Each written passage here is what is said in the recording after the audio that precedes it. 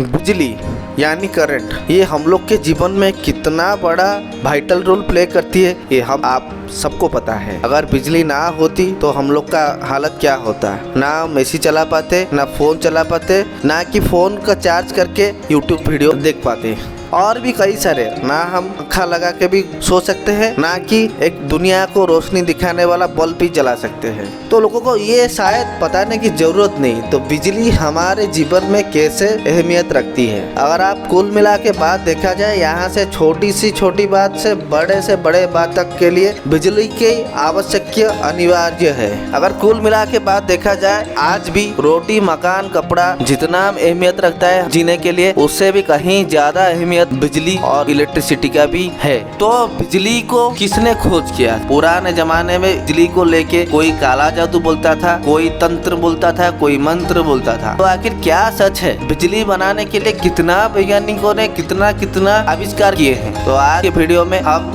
बिजली कहाँ से शुरू हुआ और कौन बिजली और कैसे और कब हुई थी बिजली की खोज, इसके बारे में बात करेंगे। अगर आप इस चैनल में नया है तो सब्सक्राइब जरूर कीजिए। दोस्तों, अगर आप बात बोला जाए कि बिजली की आविष्कार किसने की थी, वो आविष्कार नहीं, वो पहले ही था बिजली दुनिया में, उसको खोज किया गया था। जैसे आग की खोज की गई वैसे ही बिजली की खोज भी की गई। आग खोज करने से पहले दुनिया में तो आग एग्जिस्ट ही कर रहा था, बस खोज ही किया गया। बस बिजली भी दुनिया में पहले से ही मौजूद था, उसको खोज किया गया। इलेक्ट्रिसिटी की खोज में बहुत ही बड़े वैज्ञानिकों का बहुत ही परिश्रम लगा है, और बिजली की खोज कोई अकेला नहीं किया है, बहुत सारे वैज्ञानिकों के मिलने के बाद ये बिजली का इनोवेशन हुआ है। हाँ, और एक बात, और ये इनोवेशन होने के बाद पीढ़ी दर पीढ़ी बहुत सारे वैज्ञानिकों ने उसको बहुत सारा करेक्शन किया है। जैसे एसी डीसी, ये सब पीढ़ी दर पीढ़ी वैज्ञानिकों ने अपना रिसर्च करके इसको हम तक पहुंचाने का बहुत ही काम किया। अगर देखा जाए 600 BC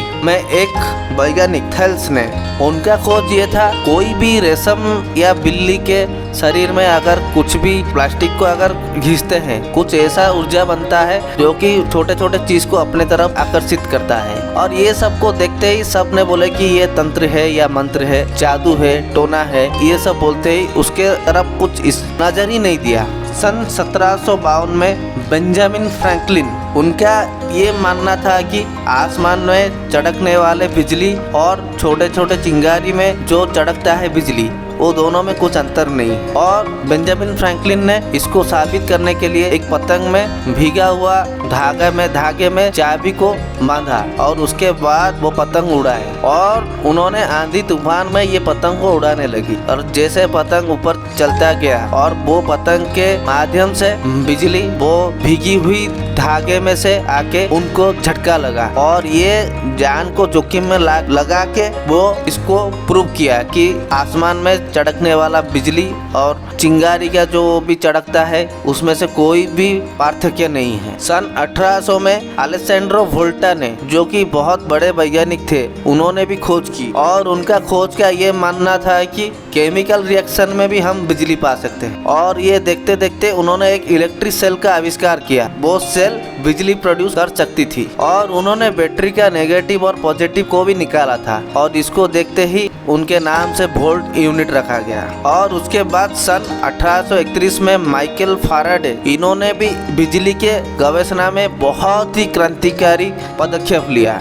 उनका यह मानना था कि एक तांबे की बंडल में अगर उसके साइड में चुंबक को लिया जाए, वहाँ पर भी बिजली का प्रोडक्शन हो सकता है। इसको प्रयोग करके अमेरिका के वैज्ञानिक थॉमस एडिसन और ब्रिटिश के वैज्ञानिक जोसेफ स्वान ने 1878 में वो अपने देश में फिलामेंट बल्ब का आविष्कार किया। आज भी बल्ब को देख के थॉमस एडिसन का नाम लिया जाता है, जबकि ब्रिटिश में भी स्वान ने भी इसका आविष्कार किया था। और उसके बाद डीसी करंट का इस्तेमाल अभी भी हो रहा है, और लेकिन डीसी में एक ही प्रॉब्लम था, वो कि 2-3 किलोमीटर के अंदर एक ट्रांसमीटर की जरूरत थी, क्योंकि और ये करंट बहुत ही खतरनाक है, जानलेवा है। और थॉमस एडिसन के कंपनी में और एक वैज्ञानिक काम कर रहे थे जिनका नाम निकोला टेस्ला, जिन्होंने देखा कि डायरेक्ट करंट में बहुत सारा खतरा है, उसके तौर वो अल्टरनेटिव करंट एसी के ऊपर काम करने लगे। वो ऐसा रिसर्च में करना चाहते थे कि जो कि करंट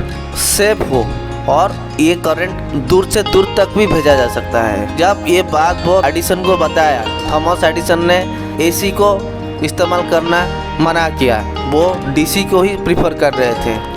और एडिसन ने ये बोला कि जो भी आपको रिसर्च करना है तो आप डीसी के ऊपर हमारे कंपनी पर कीजिए, ना कि एसी के ऊपर। तो उसको सुनते ही निकोला टेस्ला ने उनका कंपनी छोड़ के वो खुद अल्टरनेटिव करंट यानी एसी के ऊपर काम करना शुरू कर दिया। और ये देखते देखते सन 1887 में फाइनली निकोला टेस्ला ने अल्टरनेटिव करंट का आविष्कार ही कर दिया।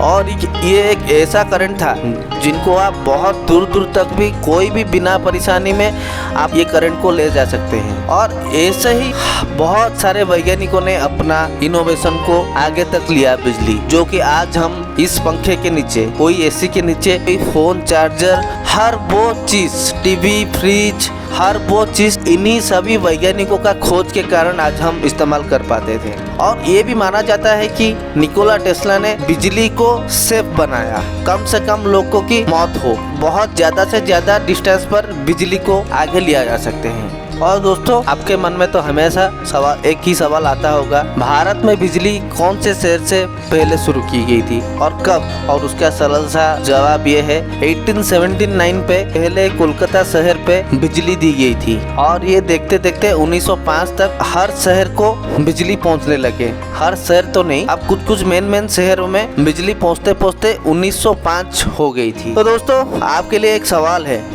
आपके शहर में कब बिजली आया था? तो आप अपना जवाब इस कमेंट बॉक्स में जरूर दीजिए। और वीडियो कैसा लगा आप अपना राय कमेंट बॉक्स में जरूर शेयर कीजिए। और इस चैनल को सब्सक्राइब करना ना भूलिए और बेल आइकन को जरूर दबाइए, ताकि कुछ ऐसा नया वीडियो आ सके, आपको नोटिफिकेशन मिलता ही रहेगा। तो आज के लिए इतना ही, धन्यवाद।